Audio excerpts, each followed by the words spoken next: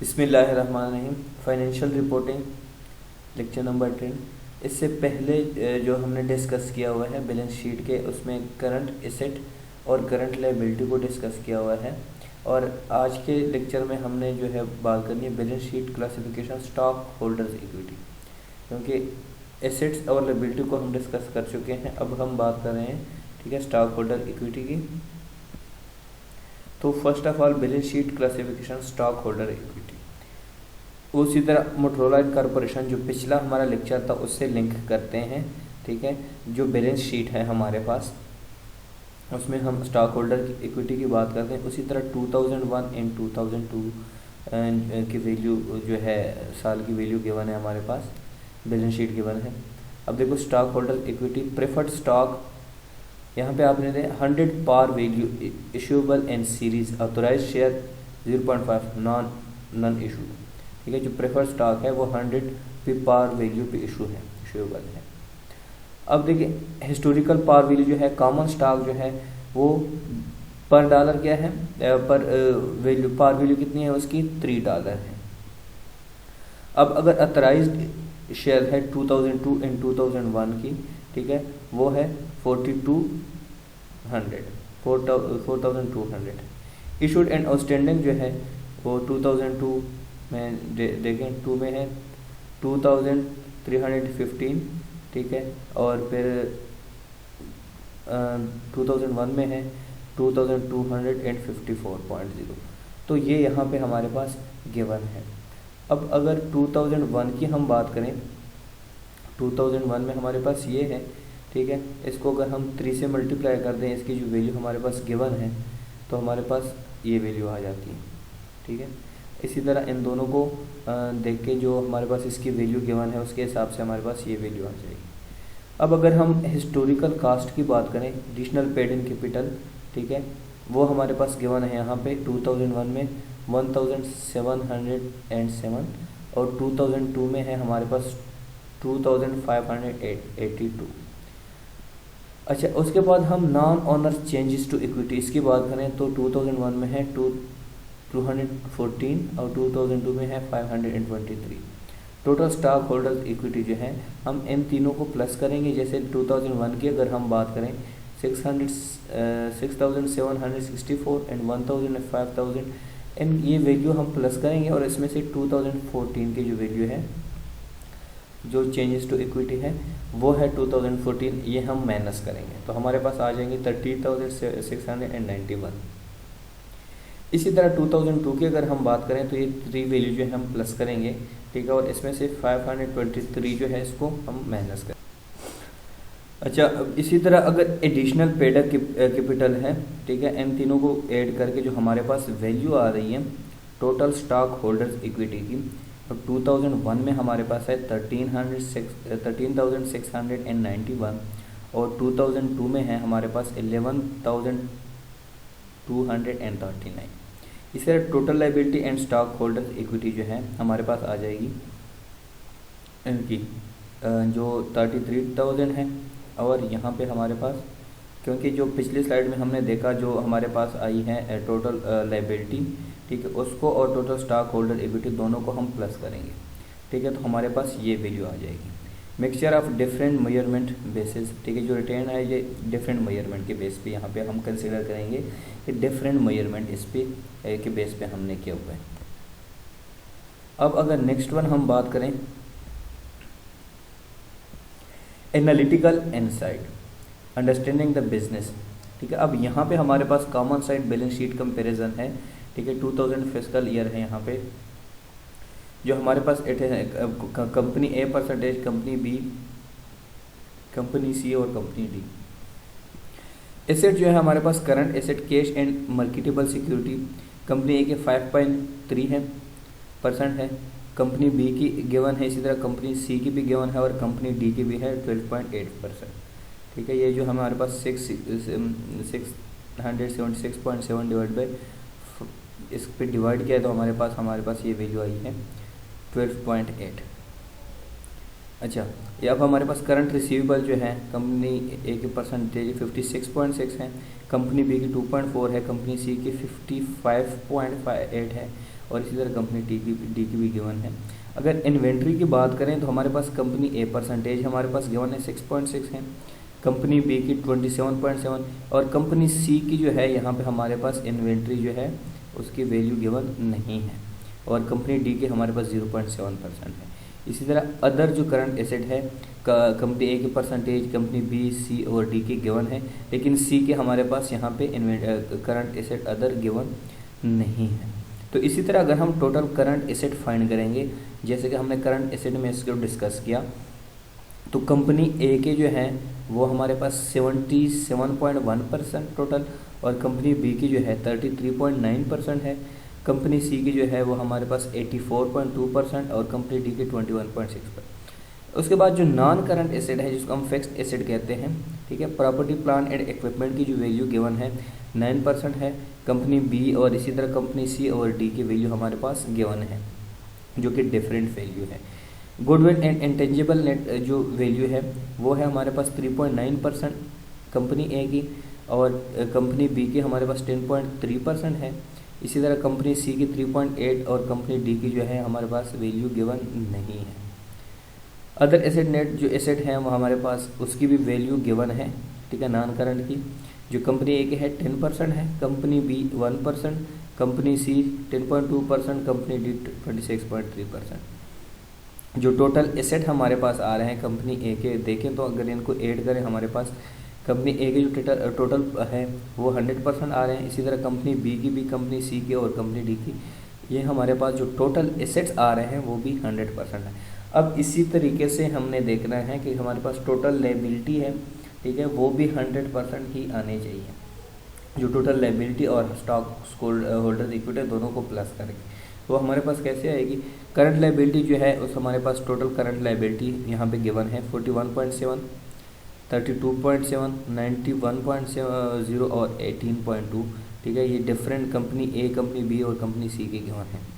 इसी तरह long term liability जो है वो भी गिवन है हमारे पास, कंपनी ए के 40.7, कंपनी बी की जो है 25, सी की गिवन नहीं है और डी की 43.3% गिवन है। जो टोटल लायबिलिटी हमारे पास आ रही है यहाँ पे 82.4%, 57.9, 91 और 61 इसी तरह रिडीमेबल प्रेफर्ड स्टॉक्स जो हैं, ठीक है, वो ये सिर्फ कंपनी सी की गिवन है 0.4 और कंपनी डी की 4.0। उसके बाद स्टॉक होल्डर इक्विटी जो है, contributed capital and other equity item retain earning जो है, जो डिफिसिट है वो 0.7 है, 16.9 है, ठीक है, कंपनी ए की, और कंपनी बी की जो है 0.8 एंड 41.3 ये गिवन है। इसी तरह कंपनी सी और कंपनी डी की भी गिवन है। जो हमारे पास वैल्यू ब्रैकेट में है वो हमने माइनस करनी है और बाकी जो वैल्यू है इसमें प्लस कर देनी है। तो जैसे कि हमारे पास टोटल करंट एसेट 100% आए थे, ठीक है, टोटल एसेट वो 100% आए थे। इसी तरह हमारे पास total liability and stock holder equity दोनों को प्लस करके हमारे पास 100% आना चाहिए। ओनली लायबिलिटी नहीं, यहाँ पे हम जो है टोटल लायबिलिटी प्लस जो ऑनर इक्विटी है दोनों को प्लस करेंगे तो हमारे पास आने चाहिए 100%। नेक्स्ट के हम अगर बात करें balance sheet presentation international differences, जो यूएस फॉर्मेट है और यूके फॉर्मेट है, इन दोनों में जो current asset plus long lived asset, ठीक है, यहाँ पे इसको fixed asset plus current asset minus current liability minus non current liability हमारे पास कैपिटल एम्प्लॉयड आ जाता है। लेकिन यहाँ पे हमारे पास current asset plus long lived asset is equal to current liability non current liability stock holder equity. US format के through हम ऐसे करते हैं और यूके फॉर्मेट के थ्रू ये ऐसे होता है, ये कैपिटल एम्प्लॉयड के इक्वल होते हैं। यहाँ पे डिफरेंस ये है, यहाँ पे यूएस फॉर्मेट में करंट एसेट और लॉन्ग लिव्ड एसेट मतलब फिक्स्ड एसेट दोनों को प्लस किया जाता है, लेकिन यूके फॉर्मेट में इसके साथ करंट लायबिलिटी जो है fixed asset plus current asset को माइनस किया जाता है, उससे करंट लायबिलिटी और नॉन करंट लायबिलिटी माइनस करते हैं और कैपिटल एम्प्लॉयड हमारे पास आ जाती है, मतलब स्टॉक होल्डर इक्विटी आ जाती है हमारे पास। अब अगर जो हमें बैलेंस शीट डिफरेंसेस बात करें, ठीक है, देखिए हमारे पास यहाँ पे जो कंपनी है पीएलसी यहाँ पे गिवन है हमारे पास। अब इसकी जो हमारे पास वैल्यू है 2001 2002 कंसोलिडेटेड और होल्डिंग कंपनी ओनली जो कंपनी है वो 2001 2000 डिफरेंट वैल्यू हमारे पास गिवन है। तो इसमें हमारे पास फिक्स्ड एसेट जो है 2001 2000 में ये है, और यहाँ पे जो होल्डिंग तो इसके पास कोई नहीं है कंपनी, ठीक है। अब अगर इंटेंजिबल एसेट एंड गुडविल की बात करें हमारे पास, ठीक है, फिर तो उसमें हमारे पास इसकी वैल्यू गिवन है, और इसी तरह टेंजिबल एसेट की वैल्यू दोनों ग्रुप में गिवन है। ये ग्रुप है, कंसोलिडेटेड ग्रुप है, और ये कंपनी है, ठीक है। इसकी वैल्यू हमारे पास गिवन है। इन्वेस्टमेंट इन एसोसिएट्स, यहाँ पे जो 2308 है, 2001 में 309, इसी तरह कंपनी होल्डिंग कंपनी में 9 और 11 है, ठीक है। अगर इन्वेस्टमेंट जो है वो डिफरेंट है, यहाँ पे वैल्यू इसकी गिवन है, ठीक है, ये गिवन डेटा में है, तो इसको अगर हम देखें टोटल, तो हमारे पास जो 2002 में है 5815, इसी तरह 2001 में 5485, और 2001 जो कंपनी है उसकी हमारे पास वैल्यू आ जाती है।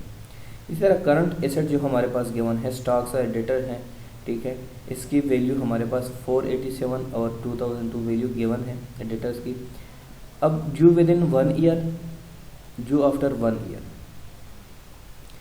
ये जो है हमारे पास स्टॉक्स की वैल्यू गिवन है यहाँ पे, ठीक है। इन्वेस्टमेंट भी है, cash at bank and in hand हमारे पास इसकी वैल्यू यहाँ पे गिवन है। अगर हम देखें यहाँ पे 2052, 1940, 123, 161, इसको नेक्स्ट में इसमें समझने की कोशिश करते हैं नेक्स्ट स्लाइड में। अब यहाँ पे जो है इसको कंटिन्यू करते हैं।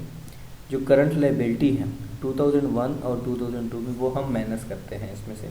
हमारी करंट लायबिलिटी जो हमने बोरोइंग की है, ठीक है, वो सारी चीज़ इसमें से माइनस करते हैं, या अदर्स जो हैं इनमें से सब में से माइनस करते हैं। तो हमारे पास total asset less current liability की वैल्यू क्या आ जाएगी, ये वैल्यू आ जाएगी 2000 में 5282, ठीक है। ये हम उसकी बात कर रहे हैं अगर हम यू की फॉर्मेट से करें इसको। अब 2001 में जो है हमारे पास ये वैल्यू आ रही है। अब नॉन करंट लायबिलिटी जो है वो देखते हैं हमारे पास, क्रेडिटर्स अमाउंट वाले जो आफ्टर मोर देन 1 ईयर, मतलब जो हमारे पास फिक्स्ड है, ठीक है, उसमें बोरिंग और अदर जो हैं उसकी भी वैल्यू हमारे पास यहाँ पे गिवन है। 2002 में जो है इन सबको ऐड करें माइनस वाली वैल्यू को, ये आ जाएगी, फिर उसमें इसमें से माइनस करें जो हमारे पास टोटल एसेट जो है लेस करंट लायबिलिटी की जो वैल्यू 5282, इसमें से ये 1996 को माइनस करें तो हमारे पास ये वैल्यू आ जाएगी, ठीक है। इसी तरह 2001 में जो है हमारे पास 5036 है और यहाँ पे 1853 है। इस वैल्यू में से ये वैल्यू लेस कर देंगे तो हमारे पास 3183 जो है नेट एसेट की वैल्यू आ जाएगी। इसी तरह 2001 और 2002 की जो कंपनी है उसकी भी वैल्यू हमारे पास सेम इसी तरीके से आ जाएगी, जो कि 2001 में है 1540 और 2002 में है 2687। अब इसी को फर्दर अगर नेक्स्ट स्लाइड में देखें हमारे पास, तो हमारे पास वैल्यू आ जाती है कैपिटल एंड रिजर्व जो है उसकी। कार्ड ऑफ शेयर कैपिटल 257 2002 में और 2001 में 256। इसी तरह कंपनी की भी 2001 और 2002 की वैल्यू गिवन है। शेयर प्रीमियम अकाउंट जो है, ठीक है, उसकी वैल्यू जो यहाँ पे कैपिटल एंड एक्सेस ऑफ पार, ठीक है, उसकी वैल्यू जस्ट गिवन है। कॉमन स्टॉक जो है पार, एक कार्ड अप जो शेयर है उसकी वैल्यू गिवन है। इसी तरह ये जितनी भी हमारे पास वैल्यू गिवन है यहाँ पे, ठीक है, इन सबको हम क्या करेंगे, ऐड करेंगे। ऐड करके हम देखते हैं हमारे पास कितने वैल्यू आई। 2002 में 3020 और 2001 में जो है 2880। इसी तरह 2001 में हमारे पास 1540, 2002 में भी सेम वैल्यू आ रही है, ठीक है।